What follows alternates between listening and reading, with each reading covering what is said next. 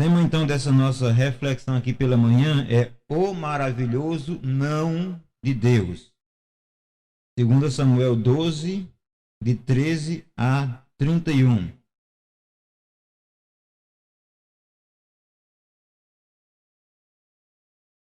Diz assim: Então disse Davi a Natã: Pequei contra o Senhor. E disse Natã a Davi: Também o Senhor traspassou o teu pecado, não morrerás.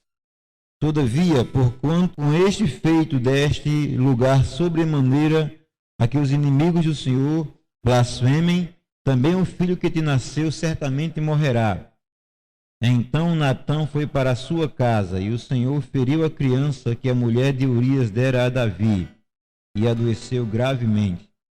E buscou o Senhor pela criança, e jejuou Davi, e entrou e passou a noite prostrado sobre a terra. Então os anciãos da sua casa se levantaram e foram para ele, para o levantar da terra. Porém ele não quis, e não comeu pão com eles. E sucedeu que ao 7º dia morreu a criança.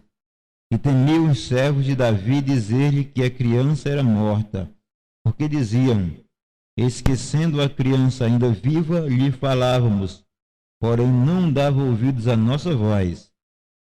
Como, pois, lhe diremos que a criança é morta? Porque mais mal lhe faria. Viu, porém, Davi que os seus servos falavam baixo, e entendeu Davi que a criança era morta. Pelo que disse Davi a seus servos: É morta a criança? E eles disseram: É morta. Então Davi se levantou da terra, e se lavou, e se ungiu, e mudou as vestes, e entrou na casa do Senhor, e adorou. Então veio à sua casa, e pediu pão, e lhe puseram pão, e comeu. E disseram-lhe os seus servos: O que é isto que fizestes? Pela criança viva jejuastes e choraste.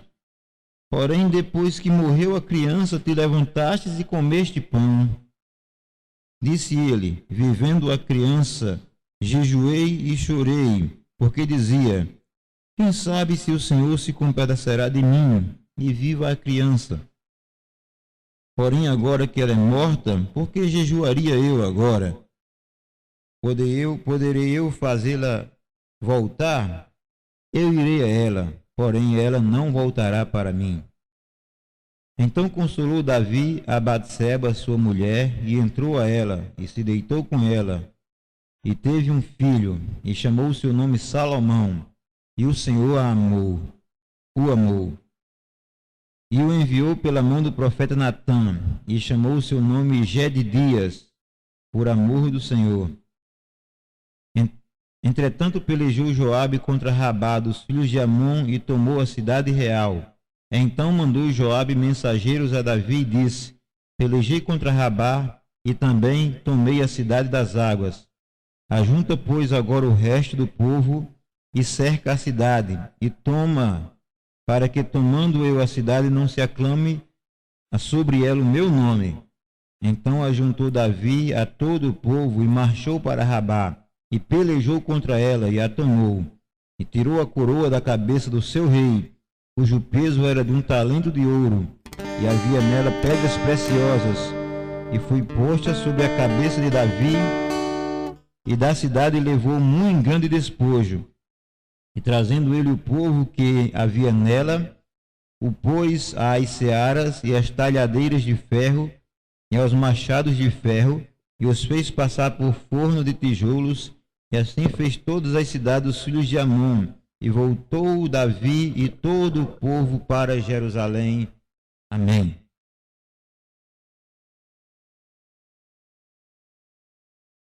Eu acho que eu já compartilhei aqui com os irmãos na igreja que quando o Arthurzinho era pequeno, ele gostava de brincar com faca. Quando a gente se descuidava, ele pegava a faca e saía brincando no meio da rua. No meio da rua não, que ele não corria para a rua, no meio da casa.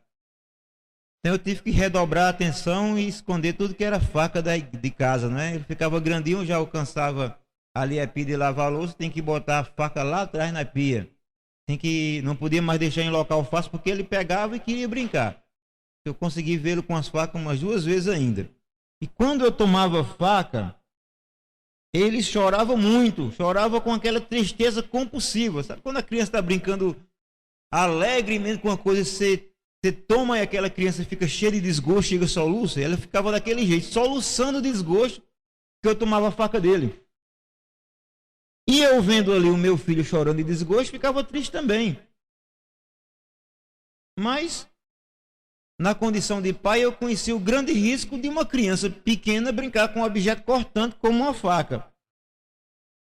E aí eu pensava do risco que aquilo podia acarretar e dizia não para ele mesmo: você não vai brincar com a faca.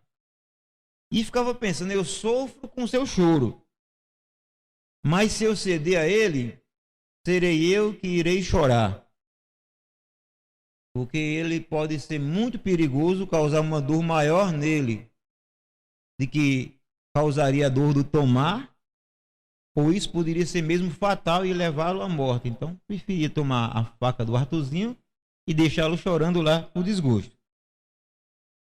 Também em relação a Deus é assim: a resposta de Deus nem sempre será sim.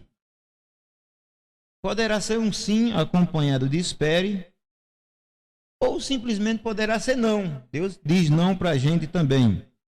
E quando a resposta for negativa para nós, por mais dolorosa que essa resposta pareça, mesmo assim a gente deve agradecê-lo. É melhor agradecer a Deus quando ele diz não para nós, porque afinal de contas, Deus, em sua soberania e sabedoria, sempre sabe o que é o melhor e sempre tem o que é melhor para nós. E isso não é nenhuma doutrina triunfalista, isso é cuidado de Deus para a nossa vida.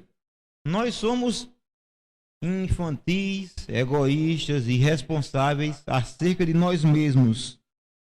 Nós muitas vezes queremos pelo simples fato de querer alguma coisa e achamos que aquilo ali é o melhor para nós porque é a nossa preferência.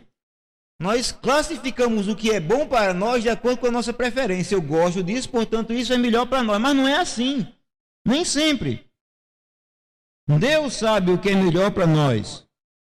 E se nós confiamos em sua soberania e em sua sabedoria, nós vamos nos deleitar com as respostas dele para nós. Inclusive, se essa resposta for não. Porque Deus diz não para nós.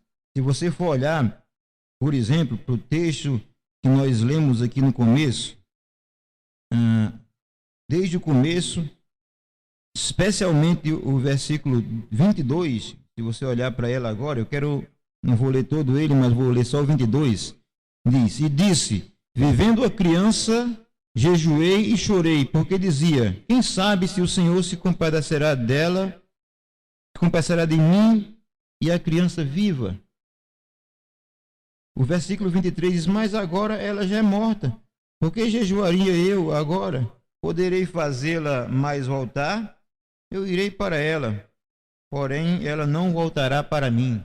Você lembra que nos textos anteriores, Natã chega, repreende Davi. Davi reconhece seu pecado e diz, eu pequei. Diz, tá bom. Natã, né? Deus diz através de Natã, tá certo, o seu pecado está perdoado.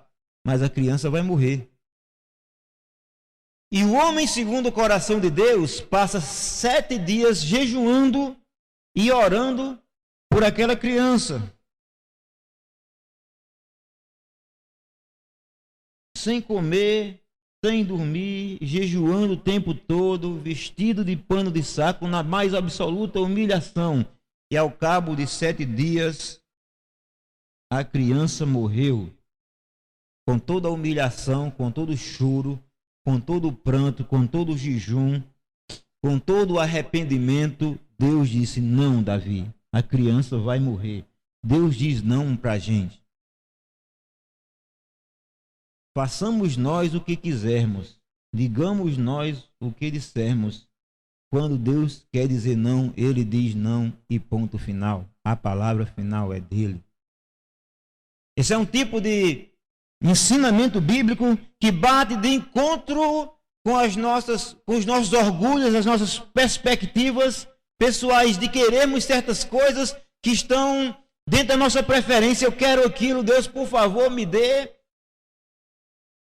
E a gente almeja muito tal e fica com expectativa de receber aquilo. E às vezes, aparentemente, para nós ou para outras pessoas, aquilo é tão bom. E ainda há, atualmente, um tipo de pregação que parece que incentiva as pessoas a viverem isso. Deus vai satisfazer os desejos do seu coração.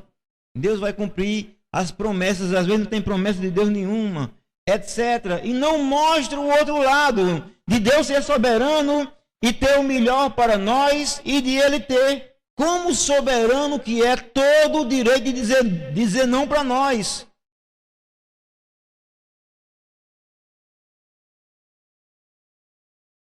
Paulo estava em determinada cidade e ele tinha um projeto de pregar naquela região. O projeto de Paulo estava armado e era muito bom. Deus chegou para Paulo e disse: não, você vai para outro lugar. De noite ele teve uma visão e um varão macedônio aparecia para ele e dizia: passa a Macedônia e nos ajuda. Um homem da Macedônia, um habitante da Macedônia. E Paulo, que tinha um projeto missionário bom, pronto, obra de Deus, não era anseio pessoal dele não, hein? Você vai para o outro lado, você vai sair daqui e vai para a Macedônia. E Paulo abandonou todo aquele projeto que meticulosamente tinha feito para pregar na Macedônia. Resultado, o evangelho sai da Judéia, traspassa as fronteiras continentais, chega na Europa, cresce na Europa, fica até maior do que na Judéia, da Europa chega no continente também americano e ganha todo o mundo.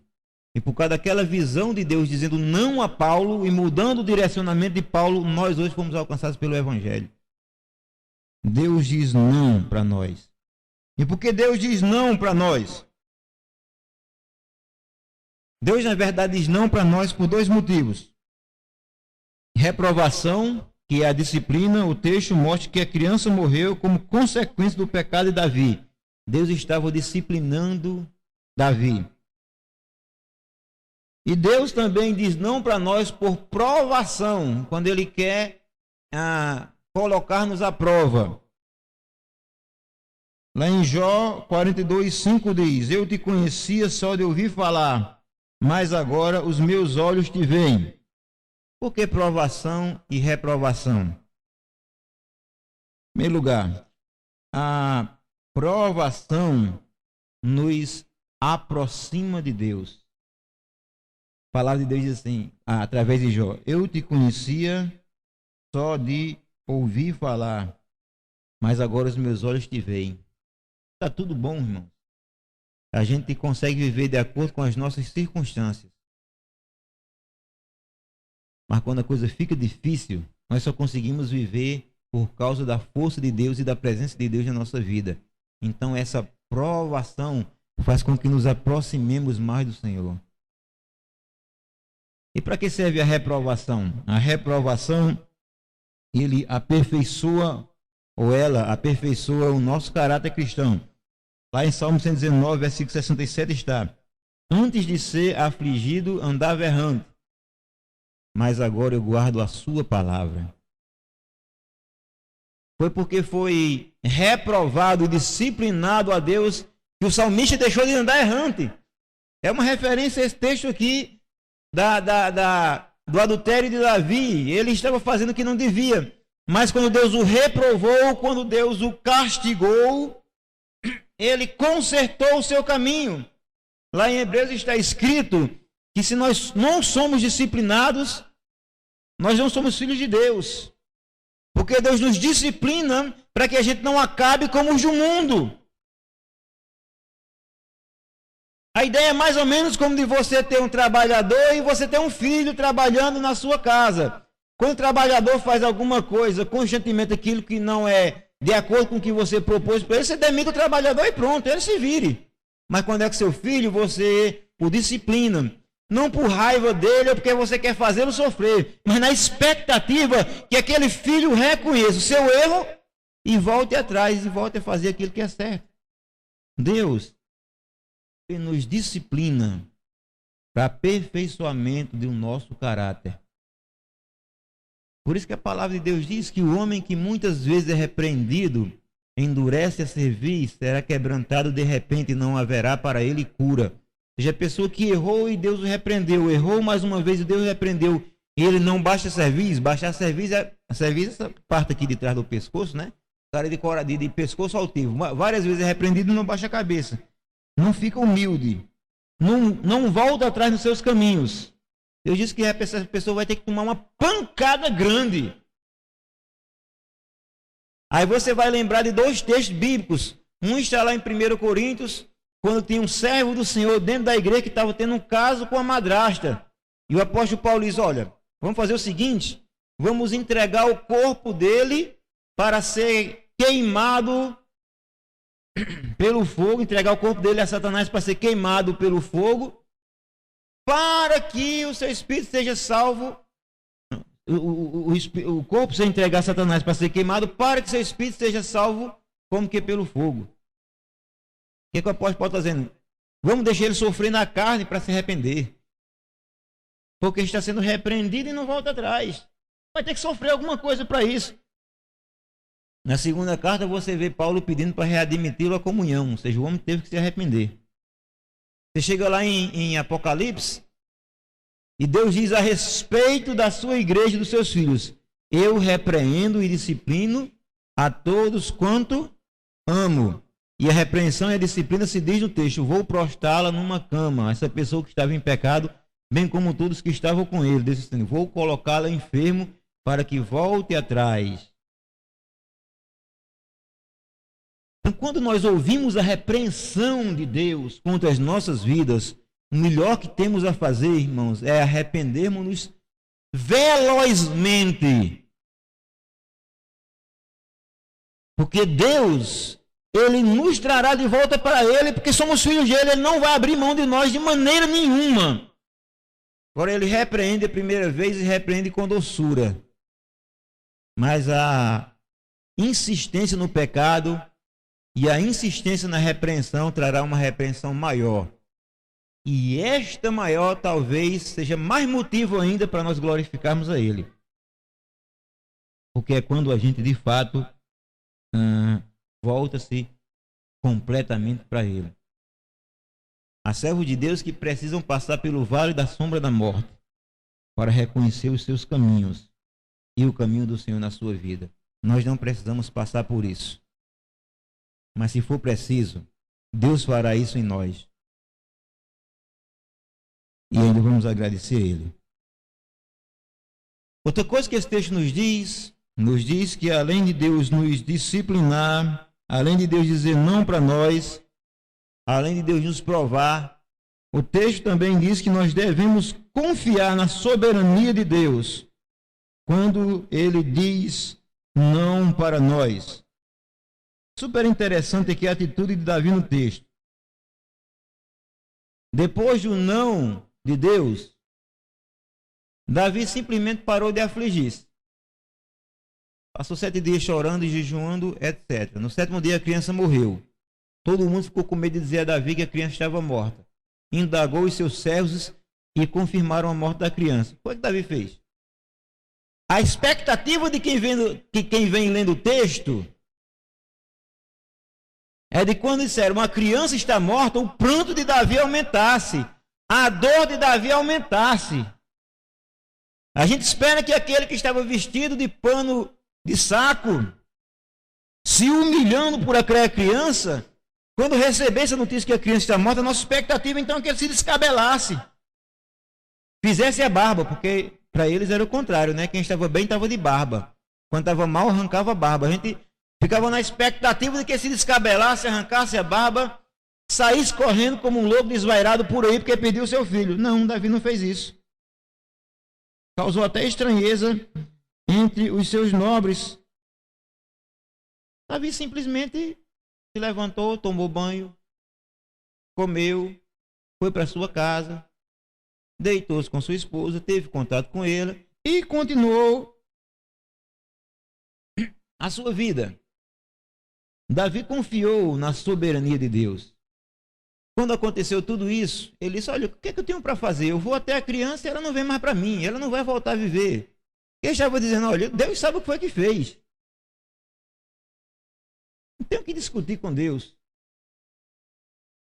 Romanos 8, 28 diz: e sabemos que todas as coisas contribuem juntamente para o bem daqueles que amam a Deus e daqueles que são chamados segundo o seu propósito.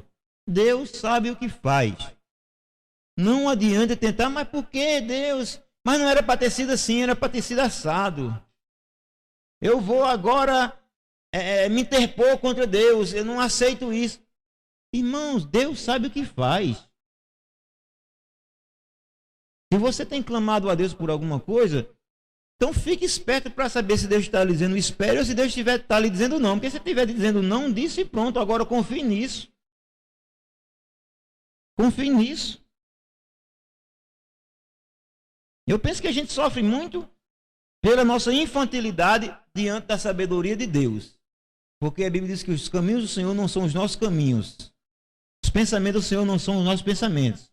E lá em Romanos, que ninguém conheceu a mente do Senhor. Os pensamentos de Deus são altos demais para a gente. Então, nós, gente de Deus, comparando, ainda que muito, infimamente, muito pobremente, mas nós, diante de Deus, somos, por exemplo, igual ao Arthurzinho perto de mim, quando ele tinha 2 anos. Quando ele tomava a faca, que ele brincava, ele ficava chorando, perguntando, por quê? Por quê? Quer dizer, não perguntava isso com as palavras, mas a pessoa percebia pelo olhar. Mas tá tão bom para mim, estou me divertindo tanto. Brincando com a faquinha, rodando assim a faquinha no ar, passando no chão, parecia o Lampiãozinho, né? Mas por que tá tomando a faca de mim, papai?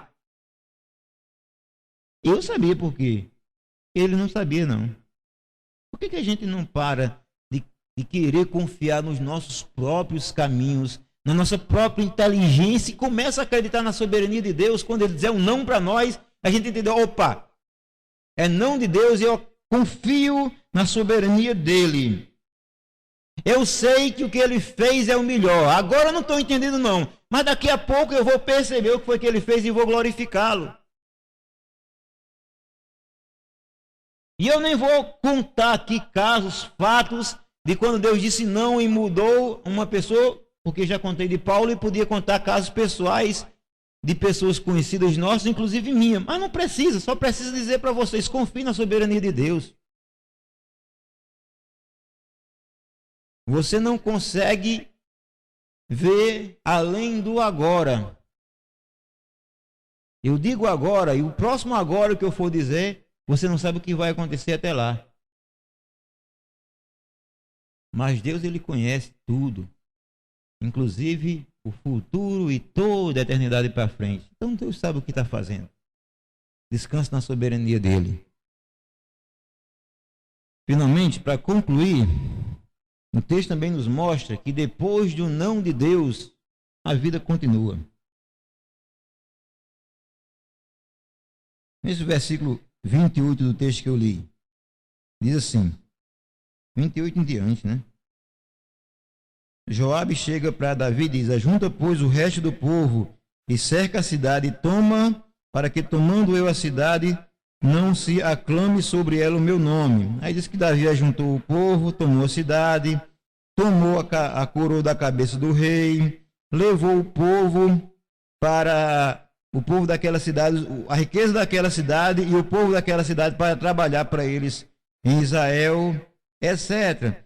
E também diz o texto que depois do não de Deus, ele foi lá, engravidou a sua esposa, teve o seu outro filho, que era Salomão, que Salomão foi o amado de Deus e que teve o trono depois de Davi, ou seja, foi o seu sucessor.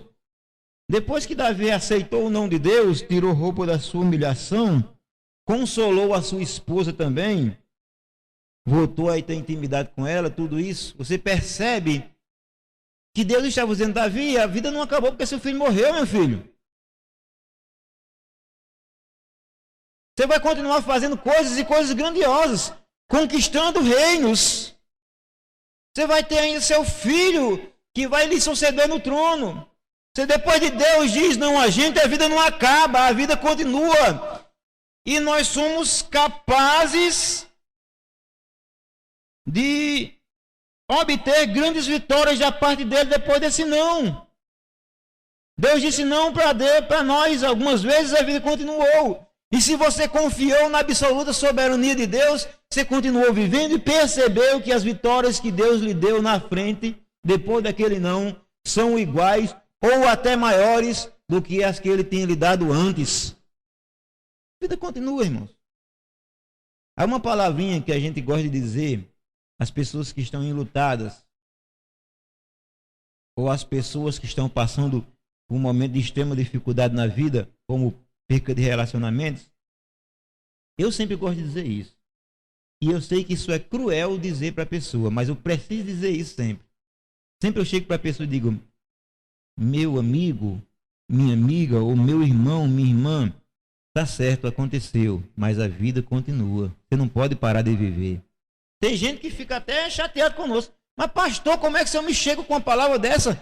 O corpo do meu pai ou da minha mãe está ali no esquife ainda, no caixão ainda.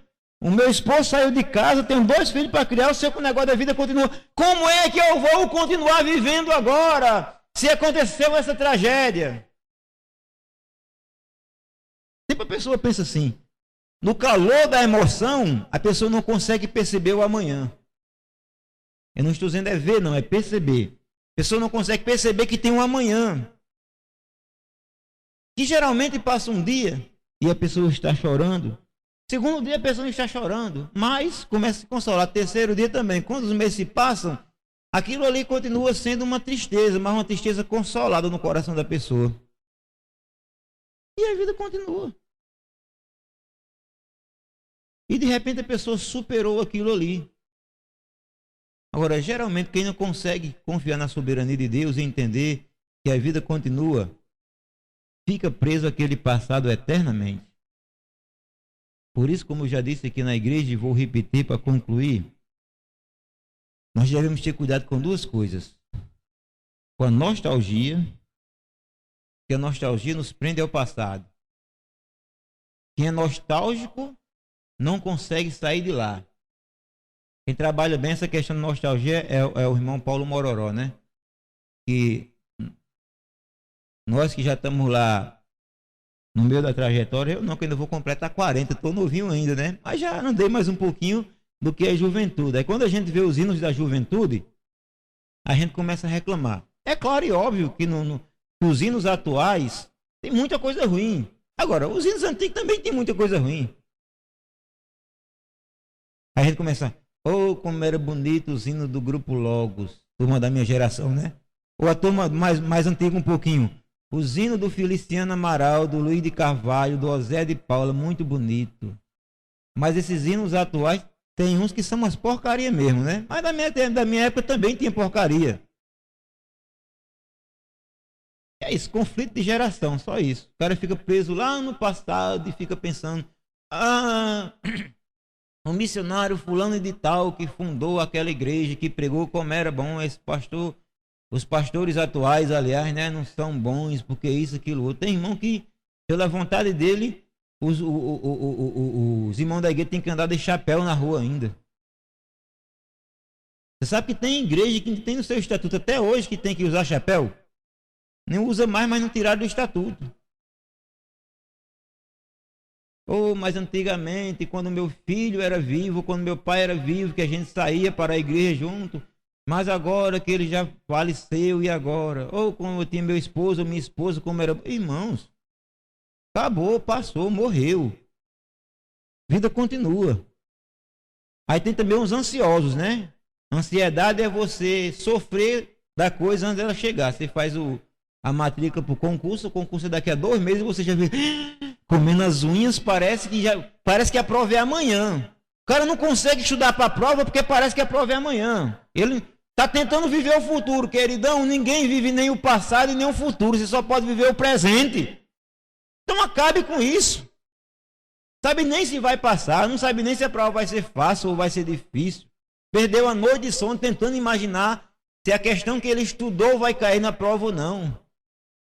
Como será a cara do cidadão que vai fazer minha entrevista de emprego? Será que eu devo ir com roupa tal ou roupa tal? Será que ele vai ser bem-humorado ou mal-humorado? Meu amigo, esqueça isso.